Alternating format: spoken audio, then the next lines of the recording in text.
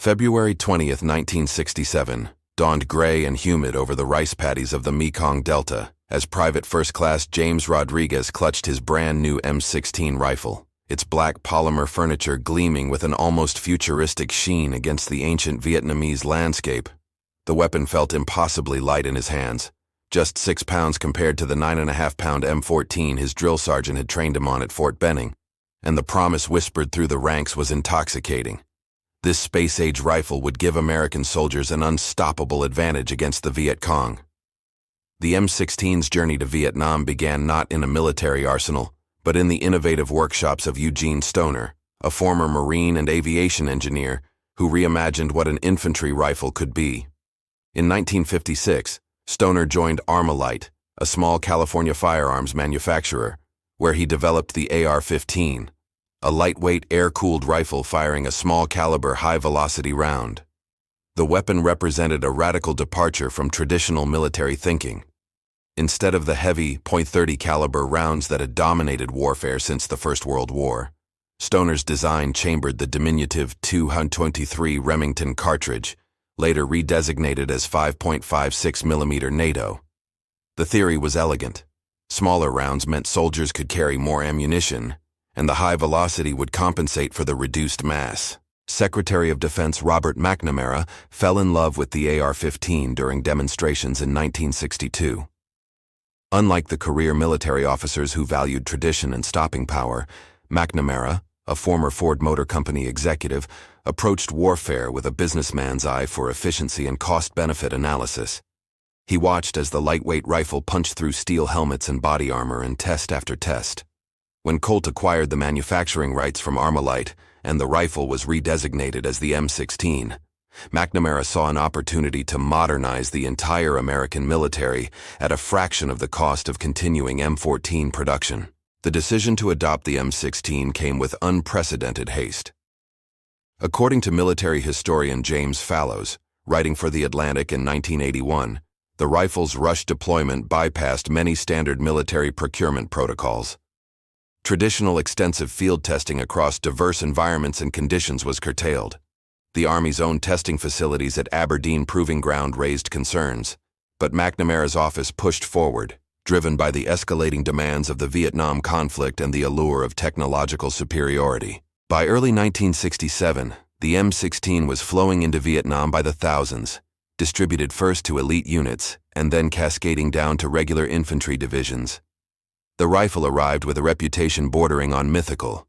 Training officers told soldiers the weapon was self-cleaning, that its advanced gas impingement system and modern materials required minimal maintenance. Some units received M16s with comic books instead of technical manuals, explaining the rifle's operation through cartoons that emphasized its simplicity and reliability. Private Rodriguez had heard all the stories during his 3-week in-country orientation. The M16 could fire on full automatic, turning one soldier into a squad's worth of firepower. Its lightweight design meant he could carry twice the ammunition of his predecessors. As his platoon prepared for their first major combat operation into the hostile territory northwest of Can Tho, Rodriguez checked his 20-round magazine one final time, unaware that he and thousands of other American soldiers were about to discover a terrible truth that would cost lives and shake confidence in military leadership to its core. March 15, 1967, the first firefight hit Rodriguez's platoon like a thunderclap splitting the humid morning air. They were 3 clicks into the jungle when the Viet Cong ambush erupted from spider holes and concealed fighting positions, and Rodriguez squeezed his M16's trigger, expecting the reassuring burst of automatic fire that would drive the enemy back into the vegetation. Instead, he heard a sickening click. The rifle had jammed after firing just 3 rounds. Rodriguez performed the immediate action drill, tapped the magazine, racked the charging handle, but the bolt wouldn't move. Around him, the jungle exploded with AK-47 fire, while American voices rose in panic and confusion. "My rifle's jammed!" someone screamed to his left. "I can't get the bolt open!" another soldier yelled from behind a fallen teak tree. Rodriguez clawed at the rifle's charging handle, his fingers slipping on the humid metal, watching in horror as brass casings remained stubbornly lodged in the chamber, while enemy rounds chewed through the bamboo around his position. Sergeant Michael Cullen, a Korean War veteran carrying one of the platoon's few remaining M14 rifles, laid down covering fire while screaming at his men to take cover. His reliable M14 barked steadily, each round fired and ejected with mechanical certainty, a stark contrast to the chorus of malfunctioning M16s. The firefight that should have lasted minutes stretched into a desperate half-hour as soldiers abandoned their jammed rifles and fought with pistols, grenades, and borrowed weapons from the dead and wounded.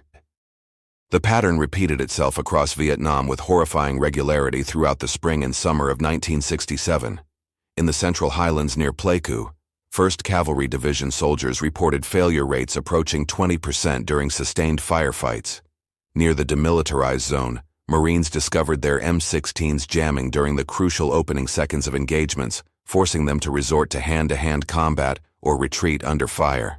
According to a Congressional investigation later documented by the New York Times, letters from soldiers and Marines flooded back to the United States, describing scenes of Americans killed beside rifles they couldn't make function, cleaning rods jammed down barrels in desperate attempts to extract stuck cartridges while under enemy fire. One Marine wrote to his family that he had witnessed 5 men in his platoon die during a single engagement because their M16s failed, and that he personally witnessed a fellow Marine clubbing an enemy soldier with his jammed rifle rather than shooting him. Another soldier's letter, later entered into Congressional testimony, described finding a dead comrade surrounded by empty M14 magazines. He had abandoned his useless M16 and fought with a captured enemy AK-47 until that ammunition too ran dry. The Viet Cong and North Vietnamese Army quickly recognized the M16's vulnerability. Intelligence reports captured later revealed enemy commanders instructing their fighters to press attacks when American units opened fire, knowing that many M16s would jam within the first magazine. The psychological impact was devastating. American soldiers, promised technological superiority, instead found themselves outgunned by an enemy carrying crude but reliable Soviet and Chinese weapons that functioned flawlessly in the jungle's brutal conditions. The truth about the M16's failure emerged gradually through official and unofficial channels. The rifle's gas impingement system, which used propellant gases to cycle the action, had a critical design vulnerability when combined with the wrong ammunition. The weapon also accumulated carbon fouling at an alarming rate in Vietnam's heat and humidity. But the most damning discovery was yet to come. The ammunition being supplied with the M16 used a different gunpowder than the rounds specified in the weapon's original design.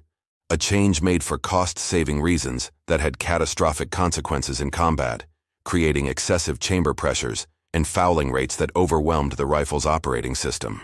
June 8, 1967, Representative James Howard of New Jersey stood in the well of the House of Representatives, holding a letter from a fallen Marine's mother, his voice breaking as he read her son's final words describing how his M16 had jammed during a firefight near Khe Sanh, leaving him defenseless against an enemy who showed no mercy. The letter was one of hundreds flooding congressional offices, creating a scandal that would expose one of the most damaging bureaucratic failures in American military history. The roots of the M16's malfunction crisis, traced directly to decisions made in air-conditioned Pentagon offices thousands of miles from Vietnam's jungles. When Eugene Stoner designed the AR-15, he specified IMR 4846 powder for the 5.56mm cartridges, a propellant that burned cleanly and generated the precise gas pressure needed for the rifle's direct impingement system to function reliably. The weapon had performed flawlessly during initial testing with this ammunition, demonstrating remarkable accuracy and reliability through tens of thousands of test rounds. However, when the Army Ordnance Department took control of M16 ammunition production in 1964, they made a fateful substitution. Ball powder, manufactured by Olin Mathewson Chemical Corporation, was cheaper and easier to produce in the massive quantities the Vietnam War demanded. Army ordnance officers approved the change without conducting extensive field testing or informing Colt, the rifle's manufacturer, of the modification. According to testimony later given before the Congressional Subcommittee on Armed Services, as documented in military procurement records, no one considered how the different burning characteristics of ball powder would affect the weapon's performance. Ball powder burned hotter and faster than IMR 4846, creating higher chamber pressures and increased cyclic rates in the M16's action. More critically, it left substantially more carbon fouling in the rifle's gas tube and bolt carrier, the very components that needed to move freely for the weapon to function. In laboratory conditions at Aberdeen Proving Ground, these differences seemed manageable. In Vietnam's combination of heat, humidity, dust, and the stress of sustained combat, they proved catastrophic. The self-cleaning myth compounded the ammunition problem into a full-blown crisis. Colt's marketing materials and some Army training documents had emphasized the M16's modern design and chromium-plated chamber, suggesting the rifle required minimal maintenance compared to older weapons. Some units deployed to Vietnam without proper cleaning kits. Many soldiers never received instruction on the intensive cleaning regimen the rifle actually required, especially with the fouling characteristics of ball powder ammunition. The weapon that was supposed to represent American technological superiority instead became a symbol of bureaucratic incompetence and institutional betrayal. Staff Sergeant Robert Thompson, a platoon sergeant with the 101st Airborne Division, kept a journal that was later published in Army Times, providing a ground-level perspective on the crisis. He described soldiers spending every spare moment disassembling their M16s, scrubbing carbon deposits from gas tubes with improvised tools, and trading cigarettes and alcohol for scarce cleaning supplies. He wrote about the corrosive fear that infected units when preparing for operations, knowing their primary weapons might fail at the moment of maximum danger. The Marine Corps, which had initially resisted adopting the M16 in favor of their beloved M14s, found themselves forced to accept the lighter rifle, but took maintenance more seriously than the Army. Marine armorers emphasized rigorous cleaning procedures and field-expedient solutions. Still, even with better maintenance discipline, Marines reported unacceptable failure rates throughout 1967. The rifle's reputation deteriorated so severely that soldiers and Marines began requesting M14s, shotguns, or even captured AK-47s rather than carry the M16 into combat. By mid-1967, the M16 crisis had evolved from a tactical problem into a political scandal that threatened to undermine public support for the entire Vietnam War effort, forcing military and civilian leadership to confront the deadly consequences of their decisions. October 3, 1967, the mahogany-paneled hearing room in the Rayburn House office building fell silent as Congressman Richard Icord of Missouri, chairman of the special subcommittee investigating the M16 rifle, fixed his gaze on Army Chief of Staff General Harold Johnson and asked the question that millions of Americans wanted answered. "General, how many American soldiers have died because the weapon we gave them didn't work?" The subsequent investigation, which would stretch through the fall and winter of 1967 into early 1968, pulled back the curtain on a procurement disaster that had been years in the making.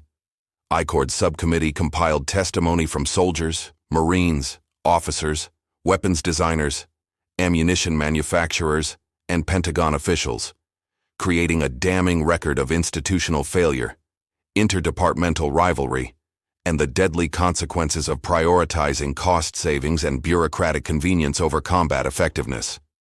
Eugene Stoner himself testified before the subcommittee on November 1, 1967, his frustration barely contained as he explained that the rifle he had designed bore only superficial resemblance to the weapon now failing in Vietnam. He detailed the ammunition substitution, the removal of chrome-plated chambers and bores in early production models to save money, and the failure to provide adequate cleaning equipment and training. According to James Fallows's comprehensive Atlantic article, Stoner told the committee that the M16's problems were entirely preventable and resulted from decisions made after he had delivered a functioning weapon system. The testimony revealed that concerns about the M16 had been raised and systematically ignored long before the crisis became public. Internal Army reports from Aberdeen Proving Ground had documented increased malfunction rates with ball powder ammunition as early as 1964. But these concerns were dismissed by Army ordnance officials, who insisted the problems were minor and could be addressed through soldier training. Colt representatives had warned that the ammunition change required design modifications, but their concerns were overruled by Pentagon procurement officers. Perhaps most damning was testimony revealing the extent of the self-cleaning myth. Colonel Howard Yount, an Army ordnance officer, admitted under questioning that some training materials had indeed suggested the M16 required minimal maintenance, though he claimed this was never official Army policy.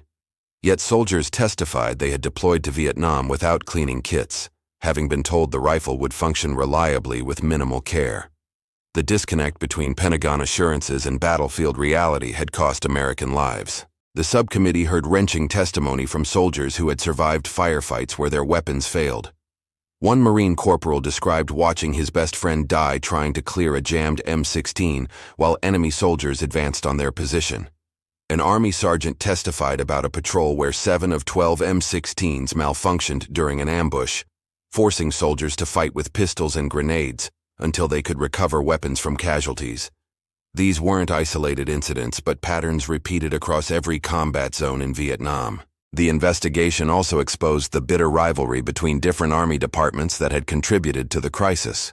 The Ordnance Department, responsible for weapons and ammunition, had long favored traditional rifles and was skeptical of the M16's lightweight design.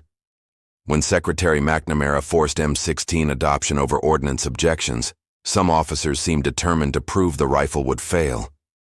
The ammunition substitution, the delayed provision of cleaning kits, and the inadequate training all reflected an institutional resistance to McNamara's weapon choice. Marine Corps testimony highlighted how proper maintenance and realistic training could improve M16 reliability, even with ball powder ammunition.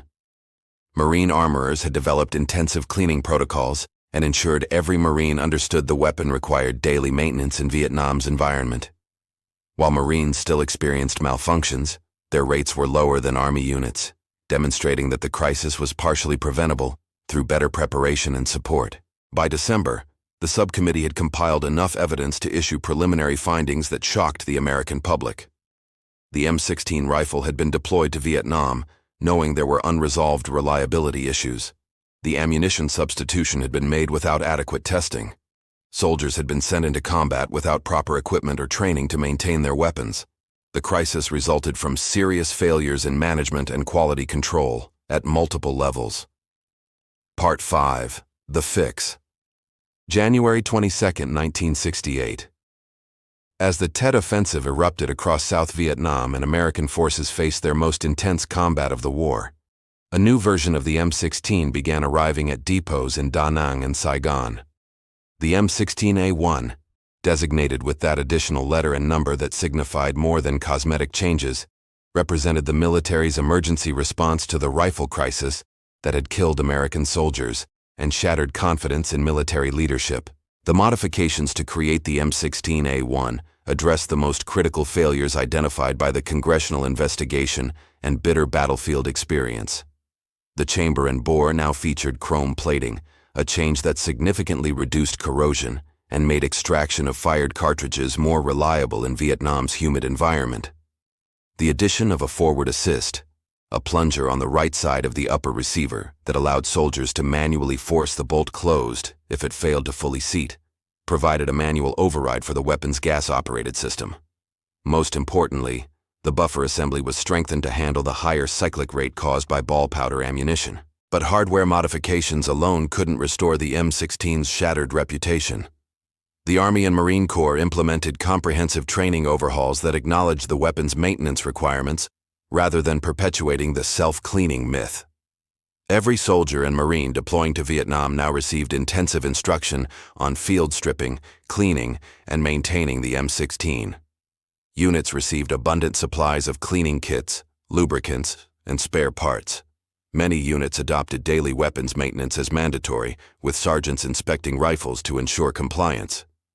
Technical manuals were completely rewritten, replacing vague assurances with detailed maintenance schedules and troubleshooting procedures. According to military training documents from this period, rifle cleaning became part of the daily routine in Vietnam, as automatic as eating or sleeping.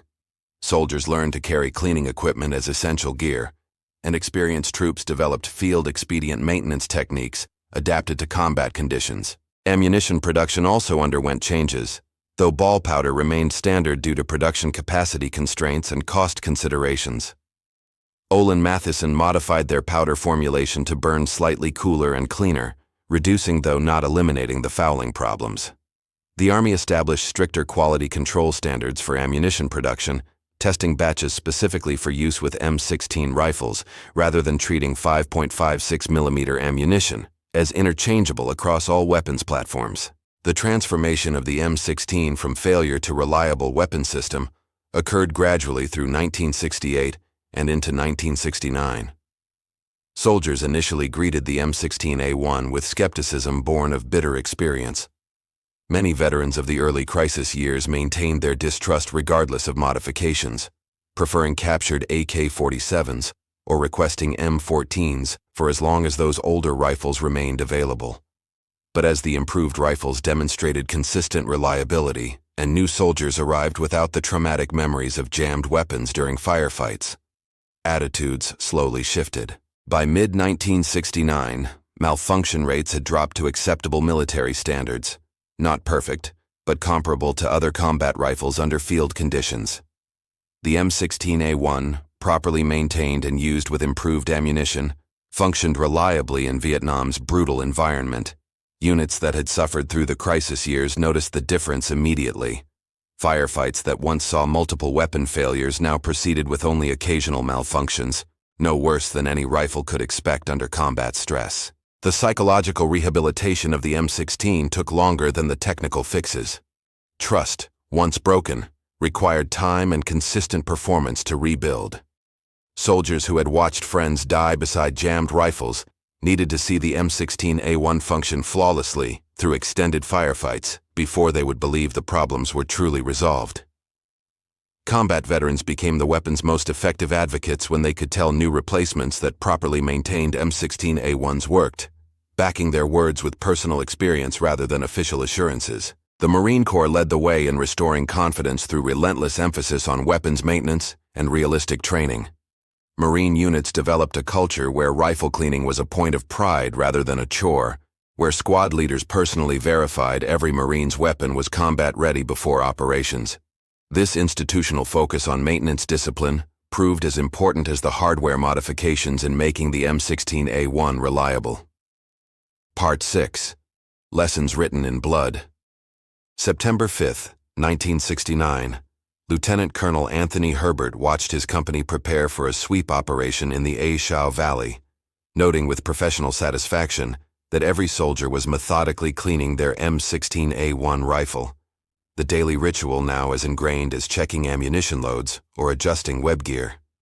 The scene would have been impossible 2 years earlier, when soldiers had little faith in their weapons, and even less in the leadership that had failed them so catastrophically. The M16 crisis had exposed fundamental flaws in America's military procurement system and the relationship between civilian leadership, military brass, and the soldiers who actually fought the wars. The Congressional investigation's final report, published in June 1968, detailed a procurement process corrupted by inter-service rivalries, bureaucratic inertia, cost-cutting pressures, and a dangerous disconnect between Pentagon decision-makers and battlefield realities. The report's recommendations would influence military procurement for decades. One critical lesson centered on the danger of concurrency, the practice of deploying weapon systems to combat units before completing development and testing. Secretary McNamara's insistence on rapid M16 deployment reflected his business background's emphasis on quick implementation and iterative improvement, but warfare provided no opportunity for version updates when the current model got soldiers killed.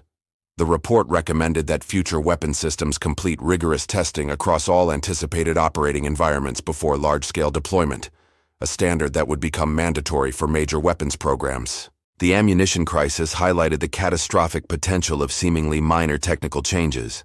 The substitution of ball powder for IMR 4846 powder had appeared reasonable to procurement officers evaluating costs and manufacturing capacity, but no one had adequately tested how that change would affect weapon performance under combat conditions.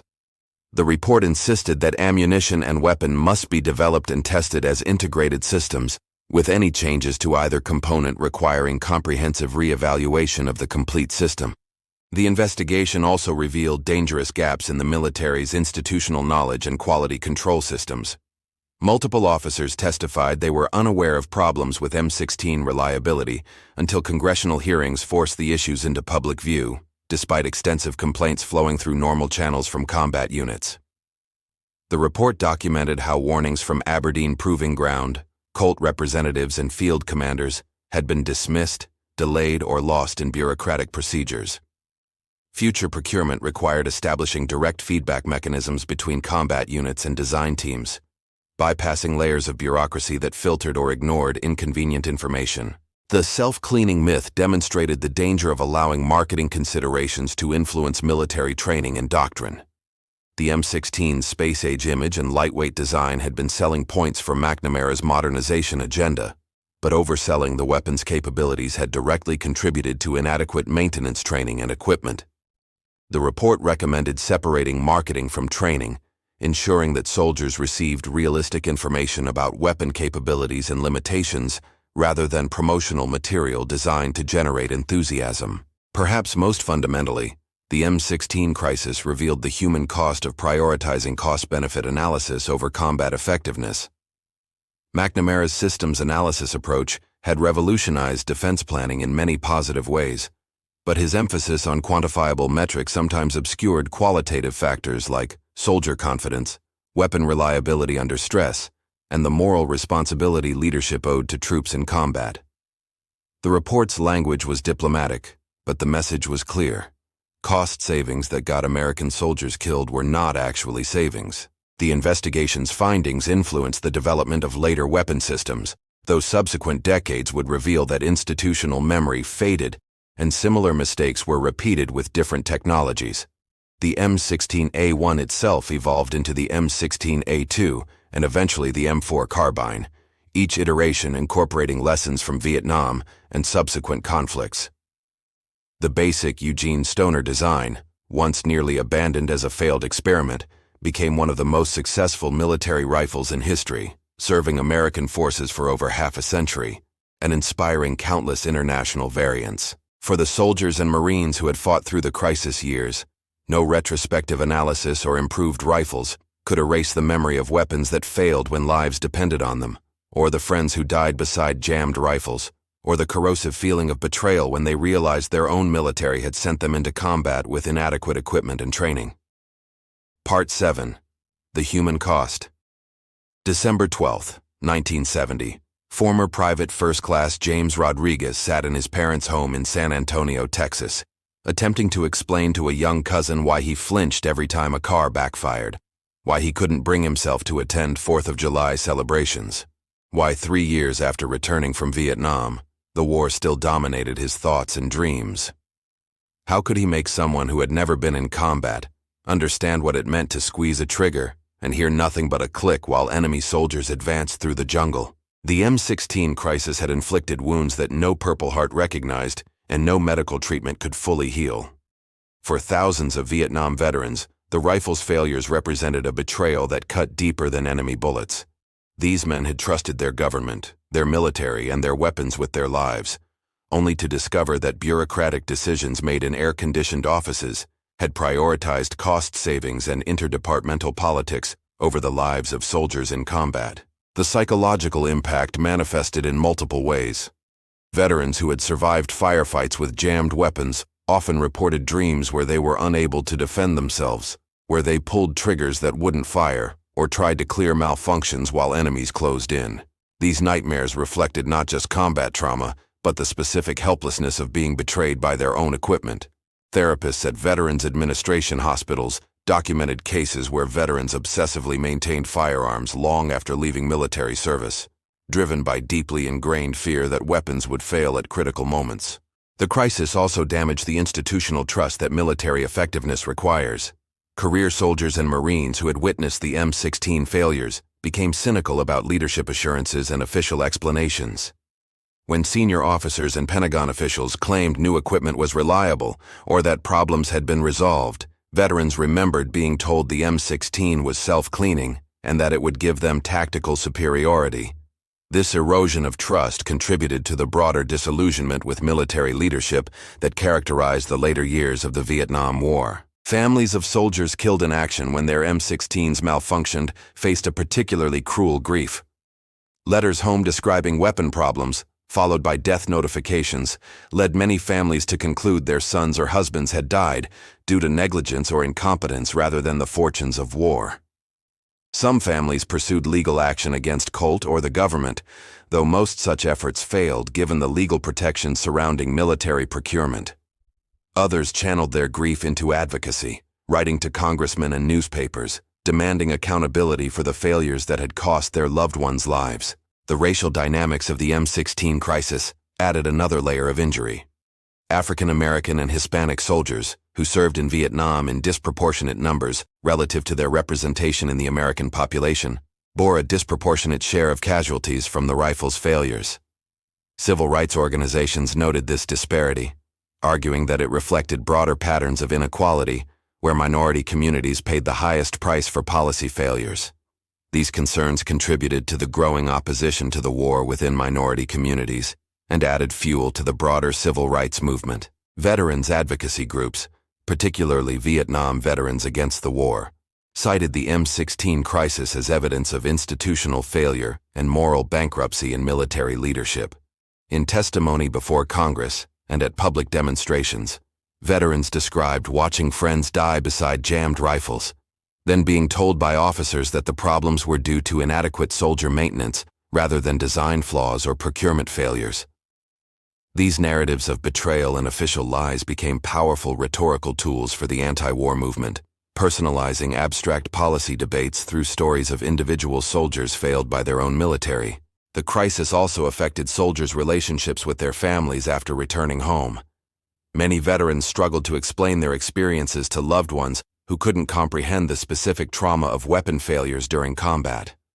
Wives and parents often didn't understand why their returned soldiers spent hours obsessively cleaning firearms or refused to trust equipment and authorities. This communication gap contributed to the social isolation many Vietnam veterans experienced, unable to fully explain their wartime experiences to a civilian society that preferred not to hear difficult truths about the war. Medical professionals treating Vietnam veterans with post-traumatic stress disorder identified the M16 crisis as a specific trauma category.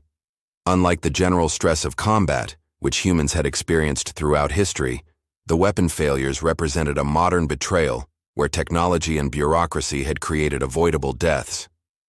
Veterans processing this trauma needed to confront not just the violence they had witnessed, but the systemic failures of their own institutions, a more complex psychological challenge than traditional combat stress.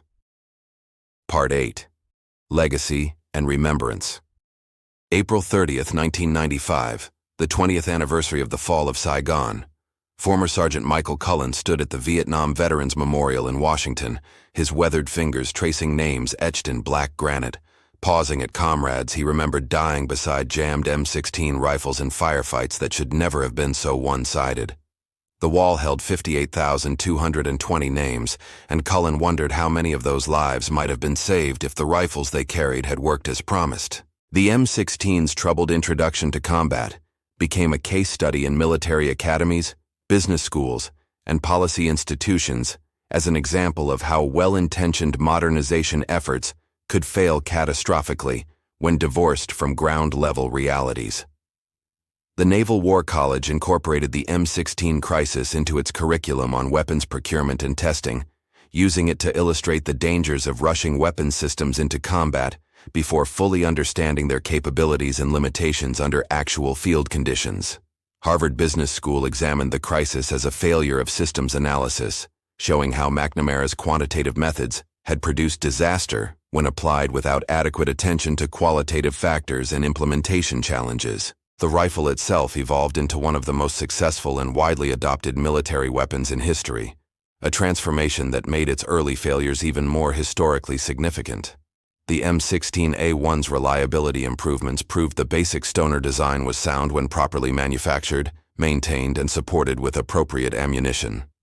Subsequent variants, the M16A2, M16A4, and M4 carbine, incorporated lessons from decades of combat experience while retaining the fundamental design principles that had made the original AR-15 revolutionary. By the early 21st century, the M16 family of weapons had been adopted by militaries, police forces, and civilian shooters worldwide, with millions of rifles in service across 6 continents. This success made the Vietnam-era failures more poignant rather than less. The rifle that had gotten American soldiers killed in 1967 because of procurement failures and inadequate support became the weapon those same soldiers' sons and daughters carried into Iraq and Afghanistan 4 decades later, now recognized as reliable and effective. The transformation demonstrated that the crisis had never been about fundamental design flaws, but about institutional failures in procurement, testing, training, and support. Failures that were entirely preventable and cost lives unnecessarily. Veterans of the M16 crisis years watched this evolution with mixed emotions. Some took pride that the weapon had been fixed and improved, validating their battlefield critiques and the Congressional investigation that had forced changes. Others felt the successful M16A1 and its descendants highlighted how unnecessary the early failures had been, how different their combat experiences might have been if the rifle had been properly supported from the beginning. These veterans became advocates for rigorous weapons testing and realistic training, using their experiences to push for higher standards in military procurement. The historical record of the M16 crisis, documented in congressional hearings, military archives, and veterans' testimonies, served as a warning about the human consequences of bureaucratic failures. Subsequent weapon procurement programs referenced the M16 crisis when establishing testing protocols and field evaluation procedures. The development of the M9 pistol, the M249 squad automatic weapon, and later the Joint Strike Fighter program all included review stages specifically designed to avoid repeating the mistakes that had plagued the M16's introduction. Yet institutional memory proved frustratingly short. Decades after the M16 crisis, new weapon systems encountered similar problems: rushed deployment, inadequate testing, optimistic performance claims contradicted by field experience. The Bradley fighting vehicle, the Osprey tilt-rotor aircraft, and various personal body armor systems all experienced controversies that echoed the M16's troubled history. Each time, investigations revealed familiar patterns: pressure to deploy quickly, cost considerations overriding performance concerns, disconnect between Pentagon planners and battlefield users, and soldiers paying with their lives for mistakes made by people who would never face enemy fire. The M16 crisis left its deepest mark, not in policy documents or procurement regulations, but in the collective memory of the Vietnam generation. For those who had served, the rifle represented more than a weapon malfunction. It symbolized a broader failure of leadership and institutional integrity during a deeply controversial war. The crisis became part of the larger narrative of Vietnam, as a war where American soldiers had been failed by their political and military leaders, where good intentions and technological superiority proved insufficient against determined enemies and flawed strategy. As the 21st century progressed and the Vietnam War receded into history, the M16 crisis remained relevant as a cautionary tale about the human cost of procurement failures and the moral responsibility institutions owe to the individuals who serve them.